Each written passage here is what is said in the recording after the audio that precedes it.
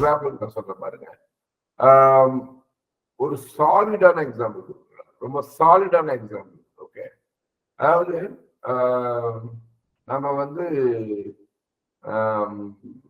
என்ன பண்றோம், flight book பண்ணிட்டோம். ஓகே, பாசிட்டிவா பேசலாம், நெகட்டிவா பேசலாம். அதை நெகட்டிவா பேசினா இன்னும் அப்படியே ஆணித்தரமா பதியும், இருந்தாலும் பாசிட்டிவா பேசலாம் அப்படின்னு. ஃபிளைட் புக் பண்ணிட்டோம். ஃபிளைட் புக் பண்ணிட்டோம் அப்படின்னு பாத்தீங்கன்னா, அந்த ஃபிளைட் பாத்தீங்கன்னா ஒரு 25 நிமிஷத்துக்கு முன்னாடி கேட் க்ளோஸ் பண்ணிட்டோம். ஸோ அதுக்கு முன்னாடி வந்து நீங்க வந்து செக்யூரிட்டி செக், இன்கேஸ் நீங்க இன்டர்நேஷனல் ஃபிளைட்ஸ் அப்படின்னு சொன்னா வந்து வெளிநாடு போறீங்கன்னு சொன்னா இமிகிரேஷன் இதெல்லாம் முடிச்சுட்டு போகணும்னு சொன்னா நீங்க மினிமம் வந்து ஒரு 3 hours முன்னாடி வந்து அந்த ஏர்போர்ட்ல இருக்கிறது ரொம்ப ரொம்ப நல்லது. இப்போ ஃபிளைட் டிக்கெட் புக் பண்ணியாச்சு. நீங்க அங்க, நான் நேரடியா கேட்கிறேன், டைமுக்கு நீங்க இருப்பீங்களா இல்ல காரணம் சொல்லிட்டு உட்காருங்களா? சொல்லுங்க. நீங்க டைமுக்கு இருப்பீங்க, காரணம் சொல்லவே மாட்டீங்க. ஏன்னா என்ன ஆனாலும் 25 நிமிஷத்துக்கு முன்னாடி கேட் க்ளோஸ் பண்ணுவாங்கன்னு உங்களுக்கு தெரியும். அப்ப 25 நிமிஷத்துக்கு முன்னாடி கேட் க்ளோஸ் பண்ணுவாங்க அப்படின்ற காரணத்தினால ஒரு மணி நேரம் முன்னாடி கேட் கிட்ட இருக்கணும்னு உங்களுக்கு தெரியும். 1 மணி நேரம் முன்னாடி கேட் கிட்ட நீங்க போகணும்னா செக்யூரிட்டி செக்கே பாத்தீங்கன்னா ஒரு 1/2 மணி நேரம் முடிக்குன்னு உங்களுக்கு தெரியும். 90 நிமிஷம் அங்கேயே போயிடுச்சு. சரி, செக்யூரிட்டி செக் முடியுது, கேட் போறதுக்கு 90 நிமிஷம்னா அதுக்கு முன்னாடி ஃபர்ஸ்ட்ல இருந்து போகணும் அப்படின்னு சொல்லி நம்ம போய் வந்து இன்கேஸ் வந்து நீங்க வந்து செக் இன் பண்ணலன்னா நீங்க வந்து போர்டிங் பாஸ் வாங்கணும். அதுக்கு ஒரு 1/2 மணி நேரம்.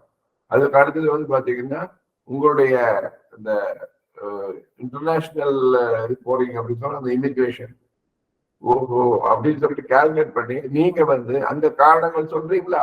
சொல்ல மாட்டீங்களே. என்ன பண்ணுவீங்க? 3 மணி நேரம் முன்னாடினா 3 மணி நேரம் முன்னாடி போயிட்டு இருக்கீங்க.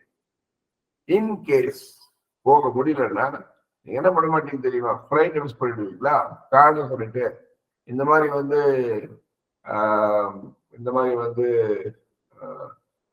என் மாமா வந்துட்டாரு, என் மச்சா வந்துட்டாரு, அதனால வந்து நான் ஃபிளைட்டுக்கு போறேன். யாராவது சொல்றீங்களா சார்? நீங்க சொல்லுங்க. இல்ல இந்த மாதிரி வந்து ஏதோ வந்து ஒண்ணு நடந்துருச்சு, இல்லைன்னா வந்து இந்த குறிப்பிட்ட யாருமே எதுவும் சொல்ல மாட்டாங்க. 99.99% 100% காரணங்கள் சொல்றதில்லை.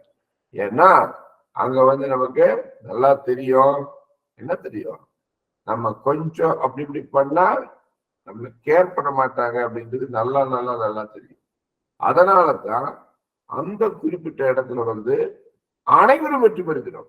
அந்த பிளைட்ல போய் உட்கார்றதுன்றது 99.99% கிடையாது சார். 100% people அங்க போய் ஜெயிக்கிறாங்க.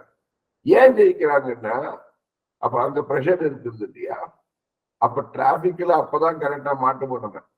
அந்த கரெக்டா வந்து போய் அந்த ரீச் ஆகிறதுல டிராபிக் இருக்கும். சில சமயம் ஒரு டயரே பஞ்சர் ஆயிடும். என்ன இருந்தாலும் போய் ஃபிளைட் பிடிக்கிறது தானே. எப்படி பிடிக்கிறோம் அங்கதான் அந்த விஷயத்துக்கு தான் நான் பேச வர்றேன். எப்ப என்னன்னா பீக் ப்ரெஷர் சார், நல்லா நோட் பண்ணிக்கோங்க. பீக் ப்ரெஷர் இருக்கும்போது பீக் பர்ஃபார்மன்ஸ் இருக்கணும். நல்லா நோட் பண்ணிக்கணும். பிபி யூபிபி அப்படின்னு சொல்லிட்டு நம்ம வந்து டெக்னிக்கல் ட்ரைனிங் டெர்மினாலஜில சொல்றது. PP UPP, peak performance under peak pressure. அதாவது அந்த ஒரு பயங்கரமான ப்ரெஷர் இருக்கும்போது பயங்கரமான பெர்ஃபார்மன்ஸ் இருக்கும். அதான் இம்பார்ட்டன்ட்.